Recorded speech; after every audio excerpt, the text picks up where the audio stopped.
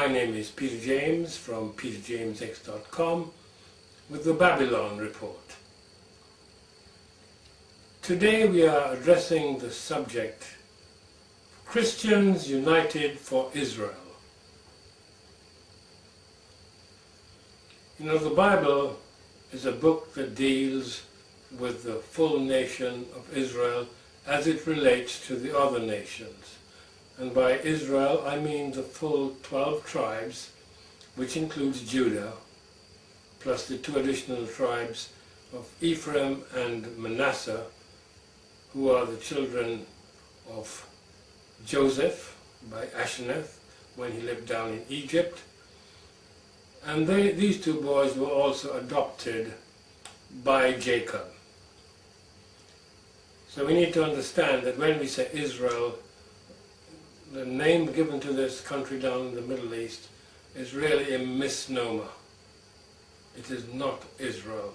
It is certainly not Israel of the Bible, and it is Satan's counterfeit.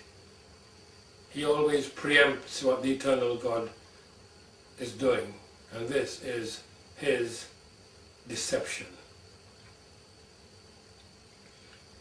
So the Bible tells us there are a set of people called Jews of Judah, but it also mentions that there are some people who claim to be Jews but are not Jews.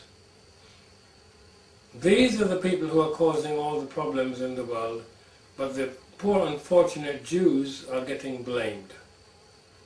So the Jews are suffering just like the rest of us under the hands of the non-Jews.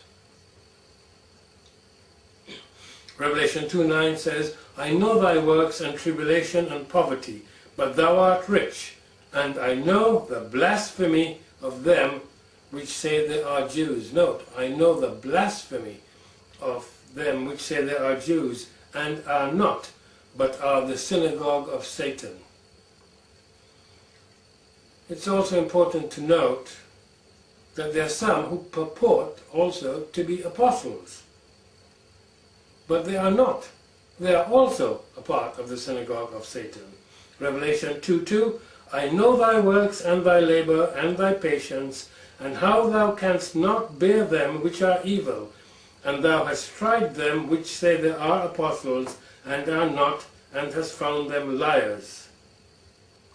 Note that genuine believers will test these religious leaders themselves to ensure that their leaders are genuine. I will do a separate video on the shepherds. In order to test these shepherds, you just simply read your Bible and see what it says and how these people match up.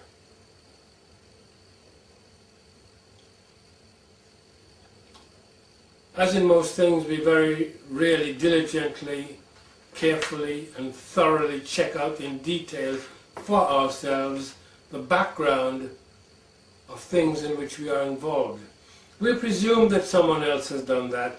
We presume that someone else is looking after our interest. We presume that people would not dare to perpetrate dishonest and even horrific deeds. We presume that good people would not lie to us. But all of the above opens us up to deception. So we are certainly not against the Jews, most definitely not.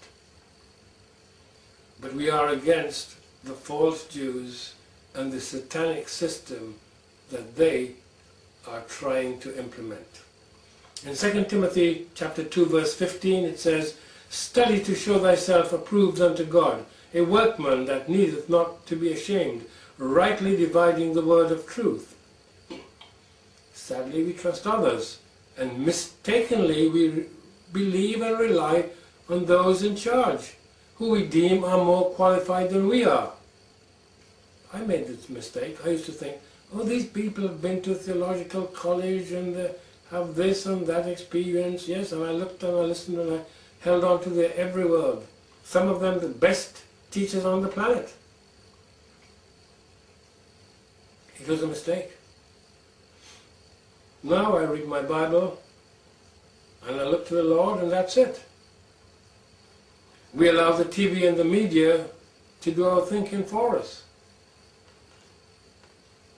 This message is in two parts simply because the tape broke. But if I didn't say it, I'll say it now. And turn off the television, the live vision. That's all it does. It tells us lies. Micah 7:5, trust you not in a friend, put your not confidence in a guide. Keep the doors of thy mouth from her that lieth in thy bosom.